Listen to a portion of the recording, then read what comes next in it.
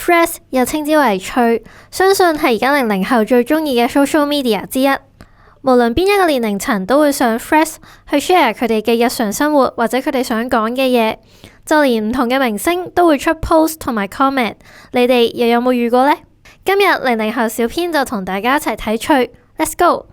最近香港終於有返少少涼意啊，不過呢，就想問一個問題，乜而家香港落雪嘅咩？我諗呢，大家呢個禮拜呢，成個 IG 都係大家啲落雪嘅 story 啊或者 post 咁樣啦。原來呢，就係呢個美圖秀秀新出嘅功能啊，直接 upload 上去呢，就可以 gen 到嗰啲落雪嘅相出嚟咁樣啦。其實呢，睇得多真係有少少悶嘅，所以我自己都會 skip 咗佢啦。咁我哋睇下 Threads 嘅大家呢會點睇呢個香港落雪嘅風氣啊？一嚟就見到一啲比較嬲嬲地嘅出 post 咁樣啦，就話究竟係邊個帶起鋪自己 key 落雪地上呢個風氣？成個 IG 都係使唔使啊？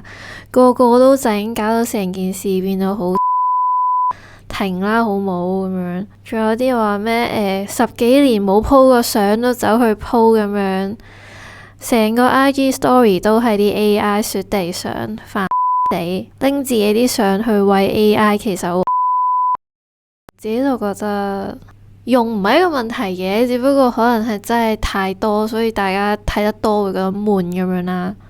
咁但係都會有少少其他 comment 嘅，就話基於呢個功能嘅可塑性呢，絕對會繼續用呢個美圖秀秀嘅。咁呢個呢，就唔係用嗰啲自己個人相啦，用嗰啲有 filter 香蕉相呢都可以去個雪地度玩嘅。呢個就幾得意嘅，其實。自己就覺得呢，香港人就大家輕鬆啲啦，即係因為我哋控制唔到大家 po 啲咩噶嘛，咁所以就自己揀嚟睇咯。我見有啲其實都幾搞笑嘅，有啲呢，佢嘢食咁樣咯。邊度有最好食嘅乾炒牛河？會唔會係雪地嘅乾炒牛河好食啲呢？呢個就唔知啦。仲有啲荷包蛋咁樣嗰啲幾分嘅，呢個係。之後呢，就有啲雪地，我呢個係有個廁所。仲有呢個真係幾得意呢個，我哋大家都熟悉嘅印度佬啊，其實我唔係好知佢叫咩名咯，但係成日都會見到呢個 icon 咁樣咯，佢都有雪地相啦。其實睇呢啲都幾搞笑啊，即係可能大家係麻麻地睇嗰啲女仔啊男仔啫，個個都 po 雪地相嘅啫。我諗其實都仲有啲係自己明星自己整雪地相咁樣咯，咁黎明咯。即係見到黎明喎，見到佢都開心啊，咪咁靚仔。就算佢 po 幾多張雪地相，大家應該都唔會介意嘅。最特別嘅係陳伯啊，陳柏宇啊，佢都有 po，因為呢，佢嘅2010年啊，15年前嘅你們我們啊 MV 都係喺雪地拍嘅，就驗證咗呢一句：個世界咁大，估唔到咁都撞到。即係呢個係先鋒啊！我哋嘅陳柏宇係呢個2025年呢個雪地 AI filter 嘅先鋒。咁我哋睇完啲呢，大家覺得都幾煩嘅嘢之外呢，我哋就睇下一啲 Threads 嘅清泉，係開心下。就係呢，而家 Threads 呢就有一對被稱之為網絡爺爺嫲嫲呢，就喺 Threads 度爆紅咁樣啦。就佢任意去出個 post 呢都過萬 like 咁樣嘅。咁喺前排呢 MM 亦都訪問咗佢哋啦。咁到底呢，點解佢哋會咁出名咁樣呢？咁我哋就睇下，其實佢啲 post 呢最主要都係 po 下自己日常生活啊，去下旅行咁樣。最主要都係兩公婆一齊影下相咁樣，幾 sweet 咁樣咯。睇到啦，即係又會同佢個女咁樣一齊影相嘅，係大家一家人開開心心去旅行咁樣啦。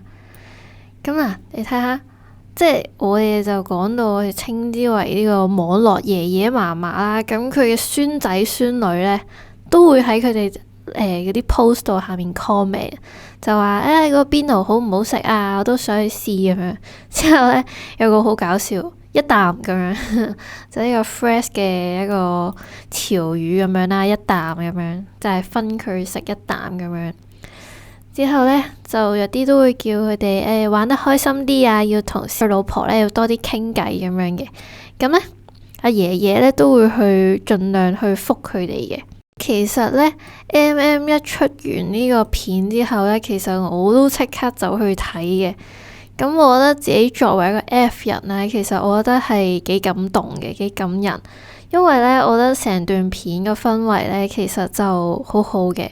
因為我覺得佢哋兩公婆好遷就大家啦。講真，由10幾歲到而家70幾歲都仲係咁 sweet 咁樣，其實係好難得咯。作為一個00後，可能係處於一個快餐年代嘅社會啊，就會覺得呢樣嘢其實好難得咯。自己小編都想擁有呢一段咁樣嘅感情咁樣啦。咁呢，佢哋喺呢條片呢係一直都強調呢，即係 Simon 啦，即係爺爺最愛嘅第一位啊，永遠都係自己老婆咯。就算出去幾中意跑馬拉松咁樣啦，佢最愛第一位都係佢老婆咁樣嘅。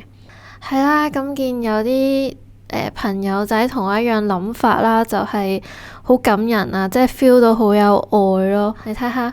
即係爺爺就話啦，我有一啖氣，我都會去好好咁睇住佢啦，睇住佢老婆。咁佢老婆就都有講啦，就係有佢就有我咁樣啦。咁其實睇咗咁多啦，就會明白到底點解佢哋會咁紅，因為佢哋嗰個感情啊，佢哋嘅即係 po 上 Threads 啊，即係唔係嗰啲引流嗰啲咯，即係佢哋係真係好純粹想 po 自己想 po 嘅嘢咁樣分享俾大家，同埋即係佢哋一把年紀咯，佢哋都仲會係嘗試好多唔同嘅嘢咯，即係佢哋兩公婆又會自己去旅行啊，即係甚至嗰啲可能 PayMe 啊，即係老人家最忌就係唔識得用電話咁樣，但係佢哋會好肯去學咁樣咯，佢哋又會走去睇 Netflix 咁樣嘅，所以佢哋即係都會有咁多嘅人鍾意佢哋，其實就離唔開呢啲原因嘅，真係好似自己爺爺嫲嫲咁樣咯。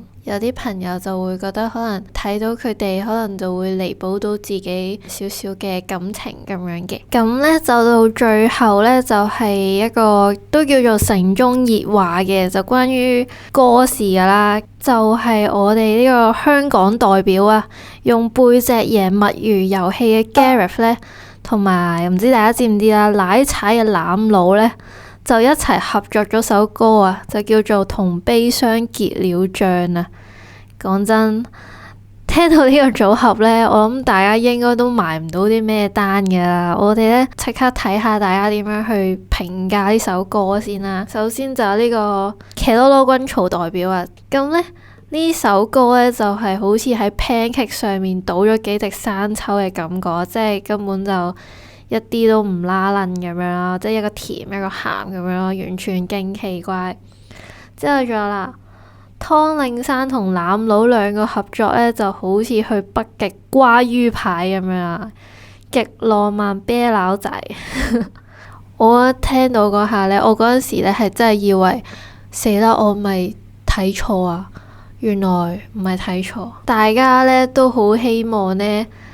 悲傷結了帳呢首歌呢係走佬嘅，即係俗稱就係唔要攬佬啦咁樣。最搞笑嘅位呢係連攬佬呢自己都想要一個湯令山嘅純版本啊，即係佢連自己都唔想聽啊。咁呢，大家呢就整咗一幅幾得意嘅圖嘅，就係呢港式奶茶 mix潮汕牛肉丸啊，就攞嚟形容阿 Gareth 同埋攬佬呢個組合啦，就有啲奇怪。咁不過呢，除咗一啲覺得唔夾嘅 comment 之外呢，都仲有啲唔錯嘅 comment 嘅，我哋都可以睇下。嗱，我哋就睇下啦，就話其實攬佬啲歌詞中到傻啊，係 exactly 呢，就係拍長拖最後無奈要分手斷聯嘅時候會諗會做嘅嘢。第一次聽呢，就已經起晒雞皮，之後越聽越 emo， 到底有冇人明？我都想同悲傷結了帳。咁呢，亦都有啲就話今日聽咗好多次啊，其實係幾好聽啊。不過可以咁諗，如果首歌係調翻轉呢，攬佬去 fit 呢個嘅 Gareth T 呢，其實會舒服好多。諗諗下其實都有啲道理嘅，講真，好似衰啲講句就係，可能大家會覺得 Gareth 嘅形象係高級過攬佬咁樣，所以就會覺得好似攬佬拉低咗 Gareth 嘅水平咁樣啦。我自己呢，其實都覺得首歌其實都真係幾表達到嘅。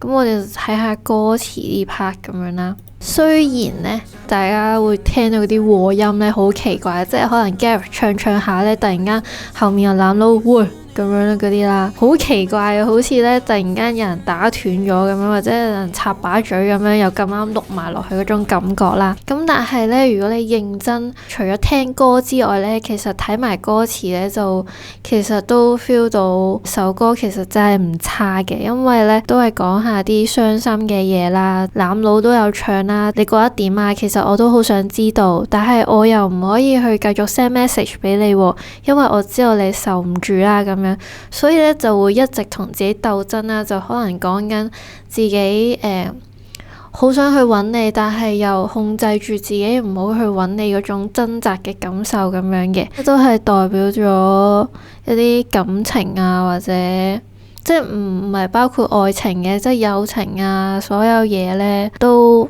好失落啊！成件事即係聽到都好開心，可以陪到你，揾到你中意做嘅嘢啦，亦都好感激你陪咗我咁耐。咁你喺我心入面呢，都係好純潔嘅咁樣。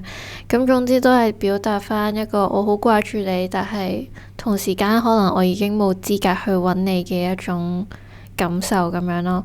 都係嗰句咯，我都自己都係聽聽下，其實都 OK 嘅。不過都係硬係覺得有少少奇怪嘅。聽歌就我自己就會聽埋歌詞，因為歌詞先至最表達到究竟首歌想講咩。希望大家聽多幾次會習慣咯，即係都欣賞大家兩邊嘅才華嘅，即係各有各好咯。即係只不過係大家嘅 style 係唔太一樣，然之後咁樣放埋一齊，所以就大家覺得有啲唔夾咁樣咯。不過我覺得係一個 good try 嚟嘅。咁最後呢，都希望大家可以好好去 support 我哋香港嘅音樂咁樣啦。可能其實可以發掘到我哋身邊好多唔同嘅人才咁樣嘅，咁都 respect 各位歌手嘅才藝咯。今集00後午後食花生就同大家講咗咁多先，中意嘅記得 like， 又或者 comment 你哋有興趣嘅 topic 俾我哋。最後記得 share 埋俾你哋嘅朋友啊。拜拜。